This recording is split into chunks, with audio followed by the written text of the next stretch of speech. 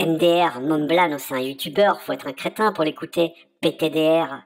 Mais ta gueule!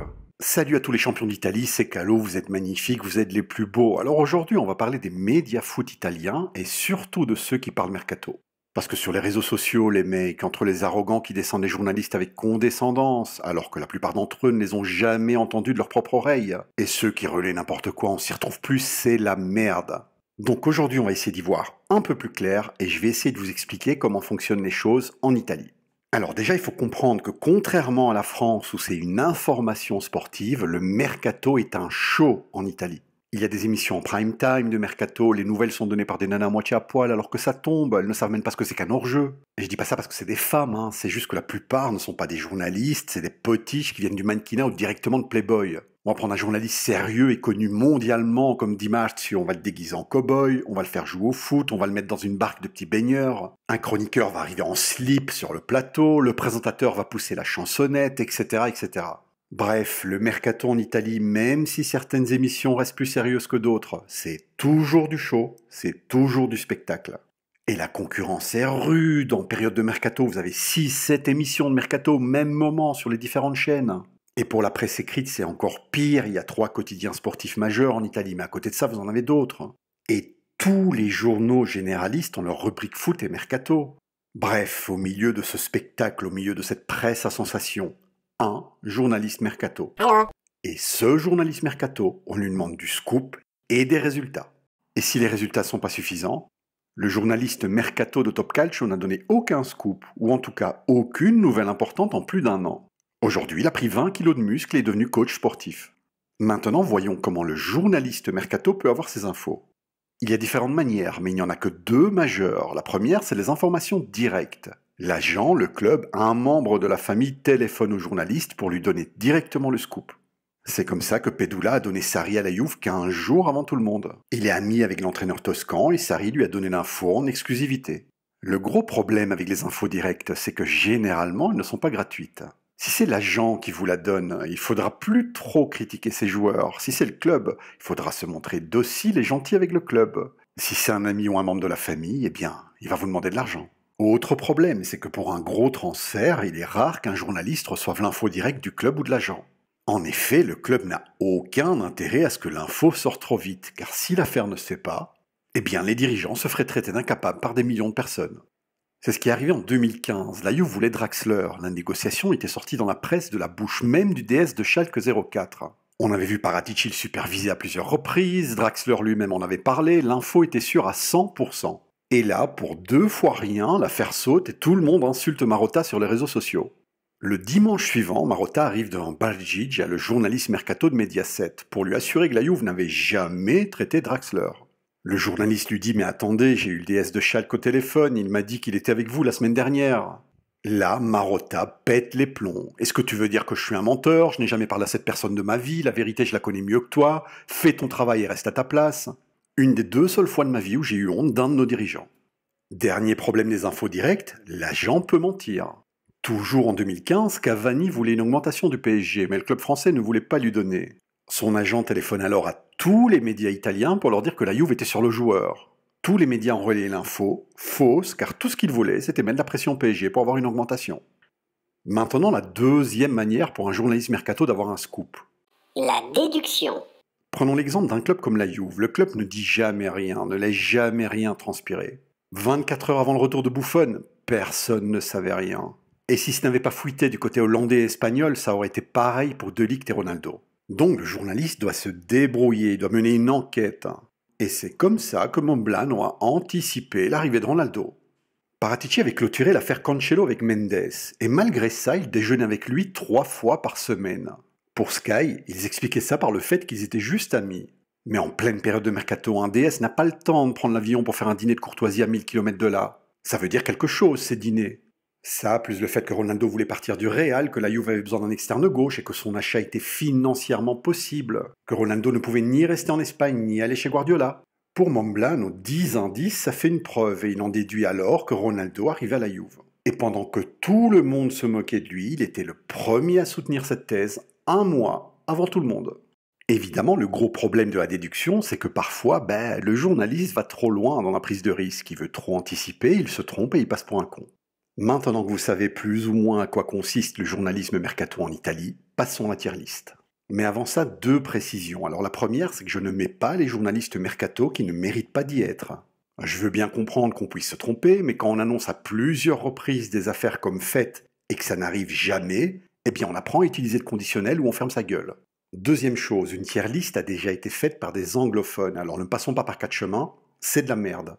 Tout n'est pas faux, mais non seulement certaines notes n'ont aucun sens, mais ils vont noter différemment des gens qui travaillent ensemble dans la même chaîne, qui ont les mêmes sources et qui disent la même chose. De plus, ils vont mettre une note à des gens qui ne sont même pas journalistes. Massimo Zampini, par exemple, est avocat de métier, il parle de Juve sur divers médias, mais il ne fait en aucun cas du journalisme mercato. Il faut savoir que beaucoup de ces comptes et sites anglophones sont tenus par des gens qui ne parlent pas italien. Ils suivent tous les donneurs d'infos de Twitter et ils les pompent comme des parasites en reprenant au mot près des mecs qui vont directement à la source. Alors c'est pas grave, j'en fais pas une affaire personnelle, il y a plus important dans la vie. Mais quand on prend une traduction d'une traduction, à un moment, il y a des choses et des subtilités qui se perdent. Surtout quand tout est fait via Google Translate. J'ai déjà entendu de mes propres oreilles des journalistes dire quelque chose et quand c'est rapporté par eux, ça a un tout autre sens. Ils vont passer du conditionnel à l'affirmation, ils vont confondre supervision d'un joueur avec une offre, etc., etc. Bref, libre à vous de les suivre, mais au moins vous voilà avertis. Passons à la tier list non exhaustive, bien évidemment. Je noterai les journalistes mercato selon deux critères. 1. L'anticipation. On parle de mercato, on parle de faire rêver les gens, les faire frissonner dans l'attente de savoir si un transfert se fera ou pas. Si vous donnez les nouvelles au moment où elles arrivent, eh bien vous ne faites rêver personne et vous devenez l'AFP. Autant signaler les chats écrasés et les sacs arrachés aux petites vieilles. Un bon journaliste mercato se doit de donner des exclusivités à l'avance, et pas le jour ou la veille où elles arrivent. 2. La fiabilité. Alors si on s'en tient à ce qu'ils disent, tous les journalistes qui seront cités ont 100% de fiabilité. Évidemment, ils se cachent derrière le conditionnel, donc on ne les prendra jamais en flagrant délit de mensonge.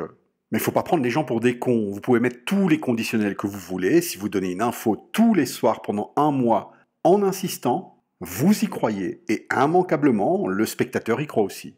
Allez, on commence avec les journalistes Rai, la télévision d'État, Paganini et Ciro Venerato. Eh bien, c'est des fonctionnaires. Ils sont là depuis 30 ans, ça doit être les seuls journalistes mercato au monde qui n'ont pas d'impératif de résultat vu qu'on ne peut pas les virer. Alors, ils en profitent. Paganini est un mec en or, il répond à tout le monde sur Twitter, il passe ses journées à la mer et ses nuits en discothèque. Quant à ces news, soit il répète ce que disent les autres médias italiens, soit il va sortir un truc totalement improbable qu'il a été lire sur Don Ballone. Venerato, de son côté, est supporter du Napoli et il parle d'eux 90% du temps. Je les connais depuis toujours et jamais je ne les ai entendus donner un scoop sur la Juve. Donc niveau anticipation, je leur donne 1, et niveau fiabilité, tout ce qui se révèle être vrai, c'est qu'ils l'ont piqué ailleurs, donc maximum 2. À la Rai, il y a sans doute de bons journalistes, mais concernant la Juve, les deux attitrés au mercato, c'est la catastrophe. Passons maintenant à Sky. Sky Italie est une usine. Leur équipe de journalistes mercato est possiblement la plus complète au monde, et cette équipe est chapeautée par la star Di Marzio. Qu'il soit présent ou pas sur le plateau, toutes les news mercato passent par lui, en tout cas toutes les grandes affaires. Alors ne passons pas par quatre chemins, s'ils peuvent se tromper sur leurs avis, et c'est arrivé à plusieurs reprises, dès qu'ils donnent une information, c'est généralement vrai. Ils se sont bien trompés, comme lorsqu'ils ont démenti l'arrivée de Ronaldo à la Juve, mais niveau fiabilité, je leur donne un bon 8. Niveau anticipation, on ne peut pas les juger. En effet, étant la référence, dès qu'ils donnent une info, ils sont immédiatement copiés par tout le monde. Mais disons que niveau gros scoop concernant la Juve, c'est plutôt maigre. De mémoire, en 3 ans, ils n'ont donné que le retour de Buffon en avant-première. Normal, sa femme travaille à Sky. Donc, concernant la Juve, je leur donne un 6 en anticipation, mais vu qu'on ne peut pas tellement les juger sur ce point, c'est purement subjectif. Passons au suivant, Pedula, journaliste à Sport Italia, sur le Twitter italien, on l'appelle Will de Thon, en référence à ses cheveux gras. Un peu arrogant, mais très intéressant à suivre. Avec les années, il est devenu relativement solide, et je lui donne un bon 6 en fiabilité. En anticipation, il fut le premier à avoir donné Sarri à la Juve, mais à part ça, je me souviens pas qu'il ait donné beaucoup de scoops sur nous. Donc 5. Autour de Mediaset, c'est l'équivalent du groupe TF1 en France. Niveau fiabilité, il y a à boire et à manger. Ils vont annoncer des choses qui s'avèrent réelles, comme l'intérêt de la Juve pour Zaniolo, mais en même temps, il peut sortir des informations totalement improbables. À la fin, il y a plus de déchets que de réels. Fiabilité 4. Niveau anticipation, ils sont dans la moyenne, 5. Momblano, à la fois le plus critiqué et le plus adulé. C'est un homme de spectacle, lorsqu'il va donner une nouvelle, il va teaser, faire attendre, donner un morceau d'information, et puis boum, il lâche une info des semaines avant tout le monde. Alors évidemment, quand on lâche une info aussi longtemps en avance, l'affaire peut capoter, donc certains pensent qu'il invente. Le fait est qu'en 3 ans, il a donné 3 scoops incroyables, scoops démentis par tout le monde. Il n'utilisait pas le conditionnel. Il disait clairement, à 100%, ça arrive, je l'ai entendu de mes propres oreilles. Donc en 3 ans, il a donné des mois avant tout le monde, 1. Allegri viré, 2. CR7 à la Juve, 3. Manchester City banni des coupes. Encore cette année, début juillet, il dit que Conte sera viré de l'Inter car il est au courant d'une grosse dispute interne. Tout le monde le dément, la Gazette a fait un article pour assurer à 100% qu'il reste. Les youtubeurs intéristes disent que Montblanc n'y connaît rien. Non vi azzardate a credere alle fantasie ultraterrene di un giornalista filo juventino che sa che Zang avrebbe già il dopo Conte, già è chiuso, già tutto cosa e sono... Ma che sono ste cazzate? Et puis, à la fin... Alors, à ce jour, on ne sait pas ce qui va arriver, mais ce qui est sûr, c'est qu'il y a quelque chose. Il n'aura pas menti. Vous avez le droit d'avoir votre avis, mais il y a une chose qui s'appelle la probabilité statistique, et il est très improbable, voire impossible, que Montblanc tombe autant de fois sur le vrai par chance. Après, sur les réseaux sociaux, vous avez des crétins qui ne l'ont jamais écouté directement et qui lui font dire des choses qu'il n'a jamais dites. Lorsque Montblanc nous dit que la Juve veut Guardiola, qu'elle lui a fait une offre et que lui pense que ça va se faire. Si certains cerveaux malades entendent Guardiola arrive à 100%, c'est sûr, c'est leur problème. Montblanc n'a jamais dit ça. Après oui, il fait le show, il en rajoute et il insiste de trop sur certains sujets, au point que les gens peuvent confondre son avis avec une information. Donc niveau fiabilité, je lui donnerai qu'un 6. Mais de par ses hauts faits, il mérite notre attention. Niveau anticipation, il donne ses nouvelles des mois à l'avance. On ne peut pas faire mieux. 9. Passons maintenant à l'anti-Montblanc, Romeo Agresti. Je ne voulais même pas le mettre dans cette liste, car pour moi, c'est pas un journaliste mercato. Je vous explique, il a beau être le plus petit de cette liste, il ne travaille que pour le web. Concernant la Juve, c'est le plus fiable de tous. Avant de donner une info, il la vérifie 10 fois, je lui donne un 9 en fiabilité. Mais le revers de la médaille, c'est qu'il n'anticipe rien. Quand je parle d'anticipation mercato, je ne parle pas du fait de donner l'heure d'atterrissage de l'avion de Ligt avant tout le monde, non. Je parle de donner une affaire mercato importante des semaines ou au moins des jours avant tout le monde. Et ça, à ma connaissance, il n'a fait qu'une seule fois avec le retour de Bonucci, mais c'est de mémoire sa seule fois. En anticipation, je lui mets 3. Encore une fois, Agresti est un des plus fiables, mais il ne prend pas assez de risques, il ne veut rien dire avant qu'il n'en ait confirmation. Alors d'un côté c'est bien, il ne vend jamais du rêve. Mais d'un autre côté, si vous ne voulez connaître que les infos sûres, allez directement sur le site web de la Juve, vous irez plus vite. Bref, pour moi, Agresti, c'est une source de confirmation. Et c'est déjà énorme. Passons à la presse écrite. La Gazette ne sait rien sur la Juve. Il y a quelques années, les Agnelli ont racheté le journal, ils ont viré la moitié du personnel et ont fermé la chaîne Gazette TV. Et puis ont tout revendu. On ne sait pas si c'est une histoire de business ou alors c'est une vengeance pour Calciopoli, mais depuis la Gazette, elle leur en veut à mort et la Juve leur rend bien. 3 jours avant qu'Allegri soit viré, le journal titrait que non seulement l'entraîneur restait, mais qu'en plus il allait poser ses conditions. Depuis quelque temps, Pedoula écrit pour eux. Espérons qu'il va remonter le niveau par rapport aux anciens journalistes mercato.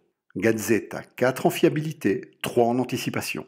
Tout au sport. Dybala pour Salah, la Juve sur Messi, Buffon en échange de Ribéry, Ronaldo à la Juve, mais ils l'ont annoncé en 2011, De Ligt aussi à la Juve en mars 2019. Ah, c'est sûr que niveau anticipation, nous avons de l'avance. À force de sortir des trucs différents tous les jours, parfois on tombe juste. Donc 9 en anticipation, mais niveau fiabilité, les mecs 2 et je suis gentil. Le Corriere dello Sport, c'est pareil, c'est la même maison d'édition et c'est les mêmes vendeurs de tapis. Voilà les amis, la vidéo touche à sa fin, je vous place sur le tableau les autres sources qui méritent d'être citées. N'oubliez pas de liker la vidéo, de vous abonner à la chaîne, faites-moi arriver rapidement 1000 abonnés, donc n'hésitez pas à partager mes vidéos sur les réseaux sociaux, postez un commentaire pour me dire si vous êtes d'accord ou pas, et n'oubliez pas, Forza Juve aujourd'hui et pour toujours.